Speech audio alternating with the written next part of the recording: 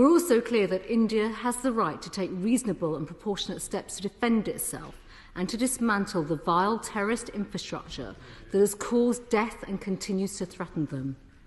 And we know that terrorists based in Pakistan threaten India and Western interests. It was the country that Osama bin Laden was hiding in.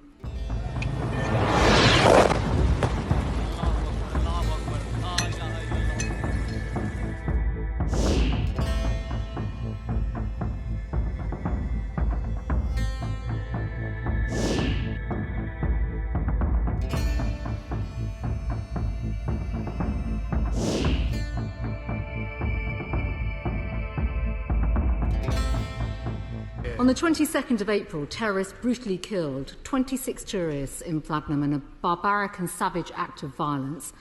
Most victims were killed at point-blank range by gunshots to their heads.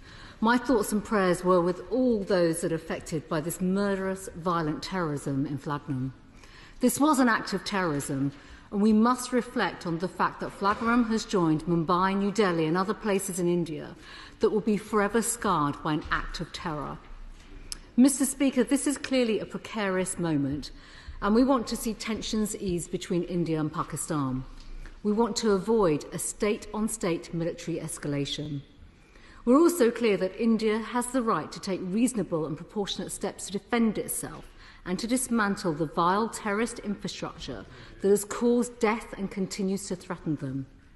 And we know that terrorists based in Pakistan threaten India and Western interests. It was the country that Osama bin Laden was hiding in.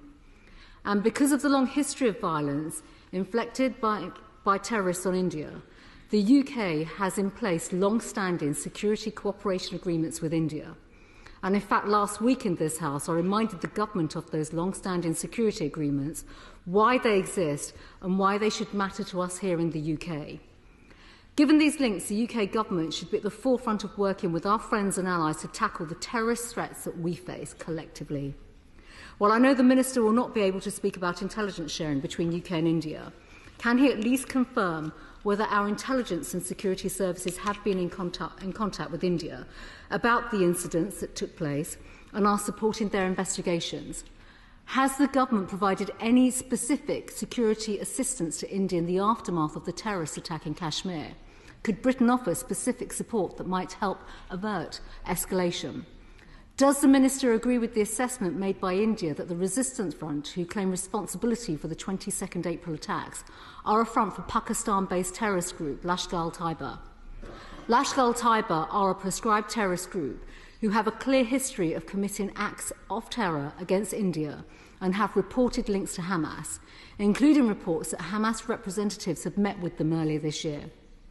Can the Minister confirm if the UK government is aware of any cooperation and links between Lashkar-e-Taiba and Hamas? I asked this of the Minister last week and he did not respond, so I'd welcome an answer on this important point today. And does the Minister know which terror groups are currently operating in Pakistan and their links to other terrorist groups that threaten our interests? Last week, the Minister said we are playing our role by trying to ensure that tensions do not escalate. The British government does have a role to play and needs to leverage its influence to help ease tensions. So can the Minister inform the House what are the direct discussions that are taking place between India and Pakistan governments since those attacks 2 weeks ago?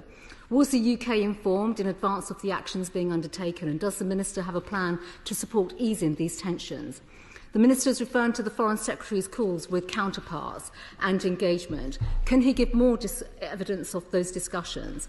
Have ministers undertaken an assessment of the terrorist infrastructure based in Pakistan? Has the Minister had discussions with the Pakistan government on this matter? And can ministers give assurances that there are sufficient measures in place to ensure that no British aid to Pakistan, either bilaterally or through multilateral sources, has ended up in the wrong hands? With these questions in mind, the diaspora communities here in the UK have strong links to both India and Pakistan, as the Minister has said. So can he give an update on the actions that will be taken to prevent the escalation of tensions impacting on communities in our country? Can he give details of extra consular capacity and support the UK will be given to the High Commissions in both countries and provide consular support to British nationals in Pakistan and India? And finally, will the Minister now be more forthcoming with the House about the government's assessment as to who carried out the terror attack in Kashmir whether they were working with any other malign actors, and whether he is working through the security implications for the UK.